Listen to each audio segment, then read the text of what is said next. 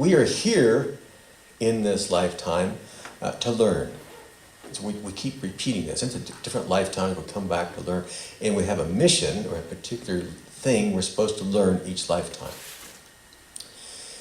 And we've done this so many times, we probably have already done everything that we're supposed to do. Maybe not everything, but quite a bit of it. So why do we get stuck into cycles? Like we haven't done it before. I had this relationship, and I end up getting in the same relationships that I've had before that don't turn out well. What's up with that? Or if we have some kind of an illness that keeps showing up, and yet, okay, I get through it, why does it keep coming back? There may be some other things involved.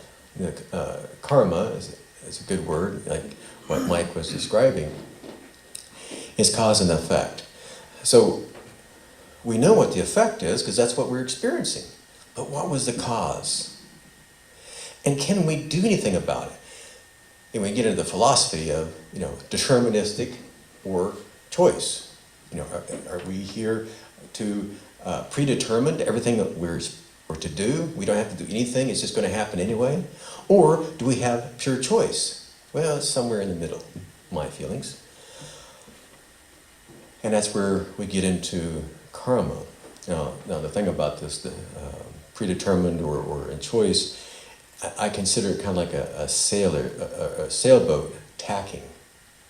So we're going off course, but the way the wind is, we kind of have to go off in another direction. We come back, but our overall course is getting to where we need to go. Sometimes we get way off. I do that a lot, off course. But we need to get back. So what is it that's causing us to get off course? Now, how I developed these ideas in karma, I've known about karma for a long time, but what is going on that affects us? Now, this came to me, I did a little tour of Europe. I was in Seville, Spain, and I had my phone stolen. I'm like, oh my gosh, it's like, this is my contact information. Sure, I had a backup, but I had 2 backup phones. It's just how I travel. And I'm like, what is happening? Is there something that's keeping me into a pattern? And that's where I started developing these ideas. I said, well, I ask questions. That's kind of who I am. My desire for getting out and doing these group discussions is because I'm kind of live like a monk. I live on a farm up north of Perry. And all I do is walk in circles. Some people think I just go in circles anyway, but I walk in circles, and it's my meditation time. So it's a walking meditation, it's my thoughts, and I'm always asking questions. And we all ask questions. And I'm with myself all the time, so, I have plenty of time to talk to myself or hear answers. So I have time to myself to develop what I think karma is composed of. There are 9 things. First is our thoughts. We'll come back to some of these. Our thoughts. Our thoughts can get us into trouble, and our thoughts can help us. You look around.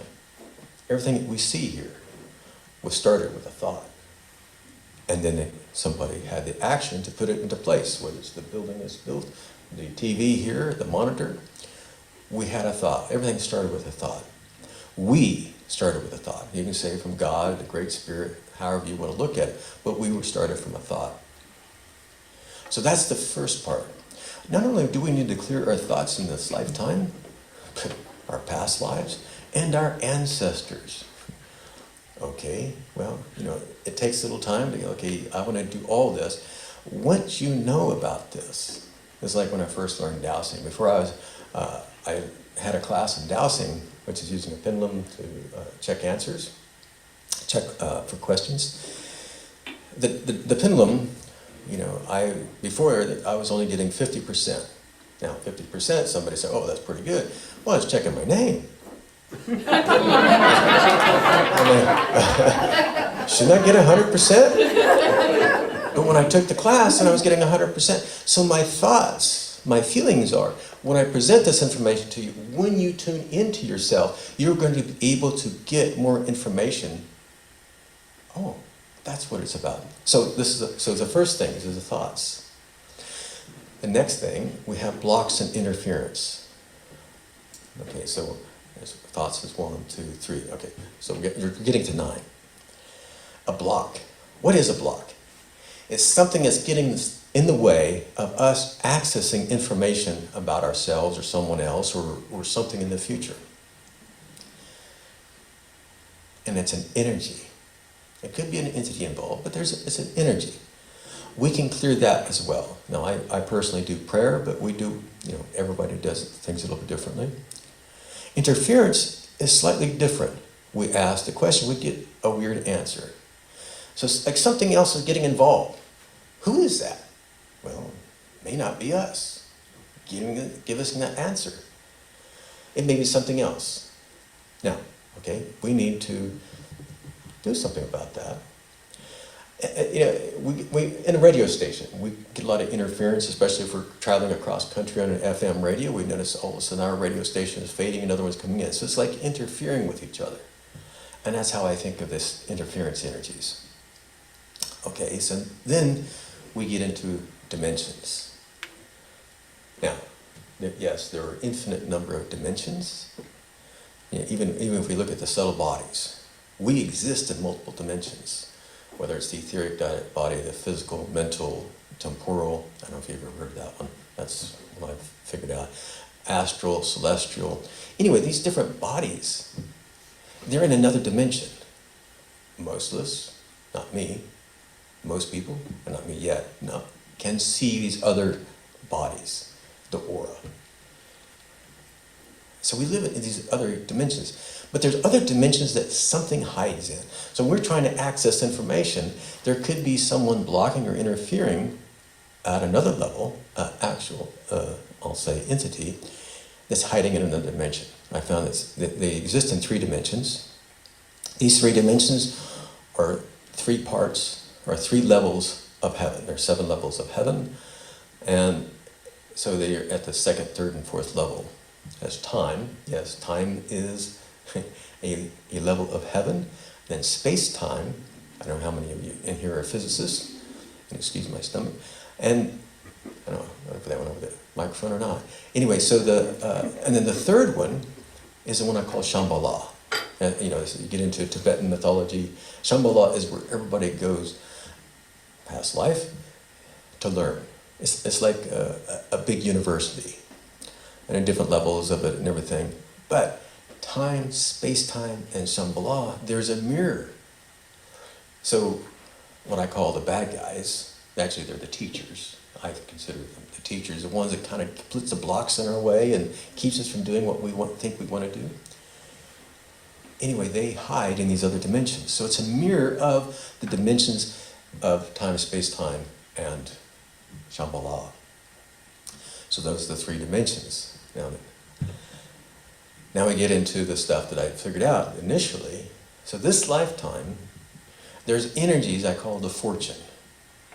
Okay, this lifetime, things that affected us in this lifetime. We are composed, how we are made up of 3 things. 1, obviously our ancestors, our mother and father, etc., our past lives. In this environment, this lifetime, our education, the people we've met, this forms who we are now.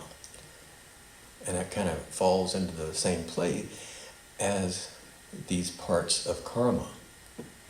So this part, this lifetime, this part that we are very well aware of, hopefully. Some people aren't well aware of what they're doing in life. Anyway, so we have fate as past life. So the past life stuff that we carry with us, whether we know what's going on with that or not, it has an effect into the present and into the future. Okay, and then our ancestry. Now I use these words, these labels, if you want to call them that, are what came to me from my guides.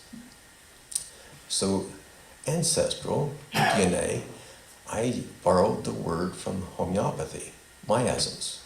Anybody heard of miasms? It's the stuff that existed from your ancestors. So the miasms is the ancestral stuff. It's the stuff that's in your DNA. However you want to describe that, the messages, or et cetera, stuff that's way beyond me. I'm an engineer, not a anatomist or whatever it is that studies that stuff. So those are three, but they make up what's going to happen into the future, our destiny.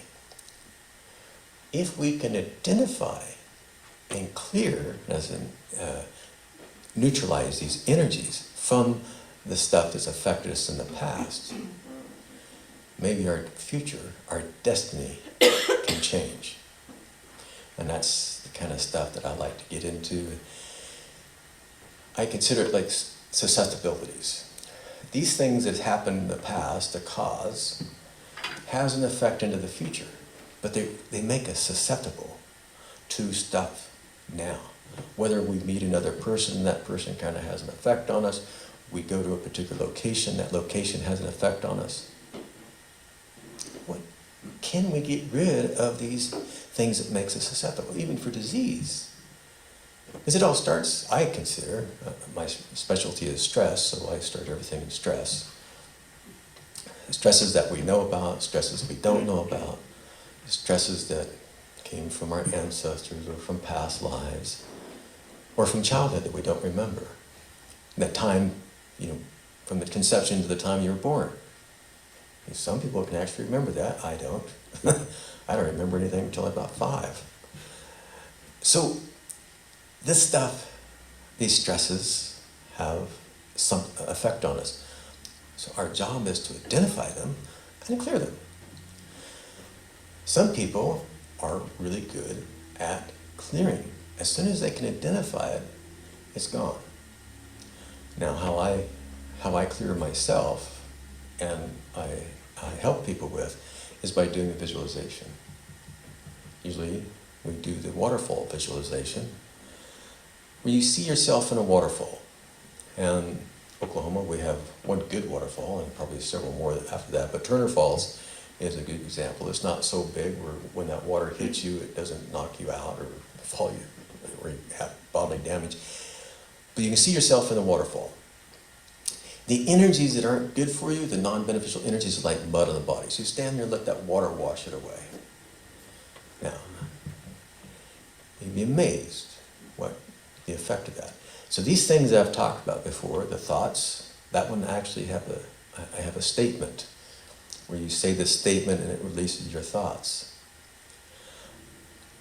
Not only just yours, but your ancestors and past life and stuff. And the rest of it, you can just do a waterfall, or you can do prayer. I went to a waterfall because I kept helping people around the world. I travel a lot, just for my own satisfaction. I have this thing about Oklahoma winters. I think it's too cold. I'm north of here, and I remember the winter I graduated from OU. Before I graduated, it never got above 0 for the high for a week. And so I got a job in the desert, in Southern California. And that winter, I saw more snow than I'd ever seen before. Here it snows 6 inches and it's melted the next couple of days. There it didn't. Well, it took a couple of days. But anyway, so, anyway, I've gone off, lost my train of thought. So the waterfalls are very powerful. I've helped people with this around the world. Like I said, this is where I was going. I have found that some people don't like to do prayer. Atheists, for some reason, don't like to do prayer. I'm like, what's up with that? A few years ago, I went to this event at the Unity Church in Oklahoma City, and I think just a couple of weeks ago you had Dana Carpenter here, and it was one of her events. And they had visualizations about how to clear things. And so I incorporated that within the work that I do. So I don't care if somebody's an atheist or not. I want to be exclusive and not inclusive. So a waterfall, people mostly enjoy. I found a few people who have problems with water. Now they take a shower, they put a wash rag over their face. I'm like, okay, that's an issue. My opinion, maybe not, their opinion. So anyway, the waterfall is a great way to clear things if, prayer is not your thing. So, the 9th item is the Akashic Records. So we go through this list. A lot of you probably heard about the Akashic Records. I got this great picture I found online. It's like this library that went off into the infinity. And that's how I look at it. All the information, everything that we have done, everything we've thought about, everything we have taken action on is recorded. So it's recorded. Well, we look at these guys I call the teachers. Somebody calls them bad guys. What does puts us in non-beneficial ways or situations or whatever. They have a scorecard. They said, oh, he hasn't completed this objective yet. Well, that's written in the Akashic Records. If we can come back and ask for that to be cleared, well, it's not really cleared, but it's to say we've accomplished that. That keeps us in getting into the same cycle again. The same relationships, getting the same diseases, and that's what I look into. So that's the 9th item.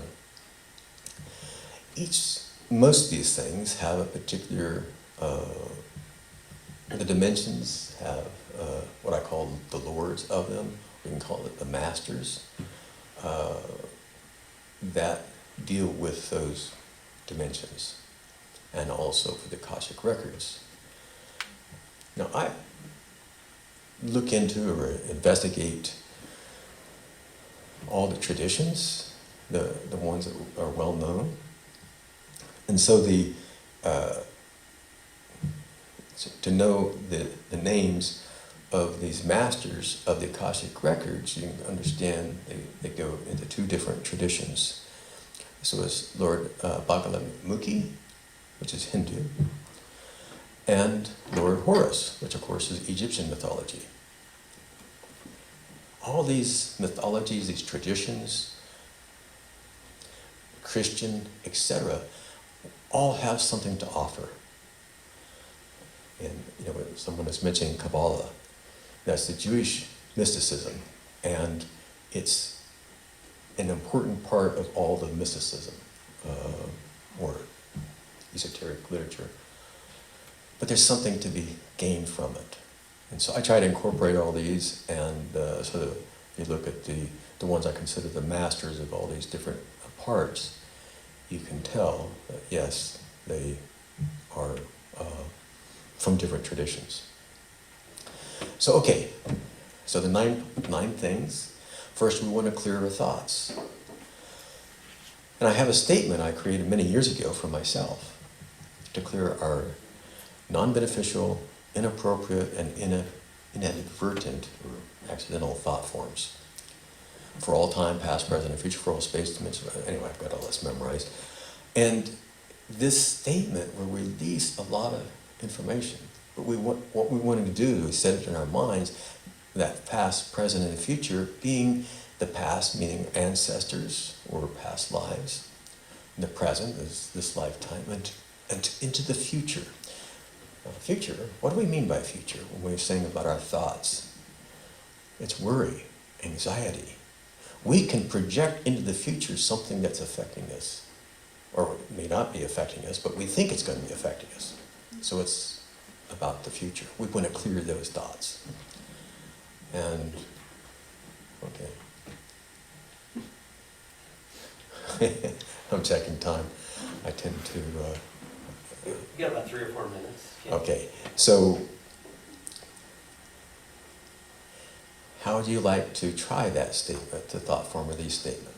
Mm-hmm. Yes. Okay, I'm going to say it, the whole statement, rather quickly, and I'll say it slowly, and then you repeat after me, okay? I release and let go of all of my non-beneficial, inappropriate, and inadvertent thought forms that I have ever created, that others have ever created, and others' thoughts have ever created. for all time, past, present, and future, for all space, dimensions, realities, and for all planes of existence. I release and let go of them all by the great divine power, justice, and authority of... And at that point, you say who you wish. God, Jesus, your favorite pet. We're all creation, okay? But we need to have something. We need to say something, okay? I release and let go. I release and let go of all of my non-beneficial, inappropriate, and inadvertent thought forms that I have ever created, that others have ever created, and others' thoughts have ever created. For all time, past, present, and future. For all space, dimensions, and realities. And for all planes of existence. I release and let go of them all. By the great divine power. Justice and authority. Of. And say who you wish.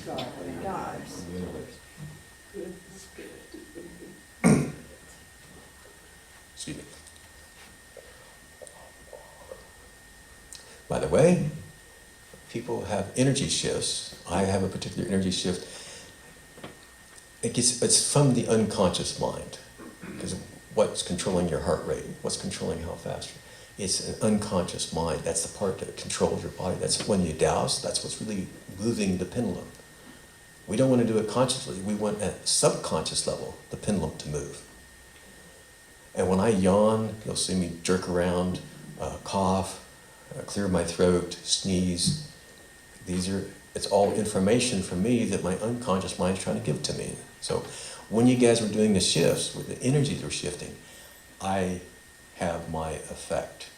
I feel the energies and I start yawning and, clearing my throat, whatever. So we all do it at some level, whether we realize it or not. Yawns are not really about being tired. It may have been something that hit us that then we felt tired. So the cause and effect is a little bit different from just, we think we're tired at that point. Are we good? Okay. All right. I'd like to thank you. And when I first got here, the band was setting up, and I was glad to see they were young as I am. Thank you.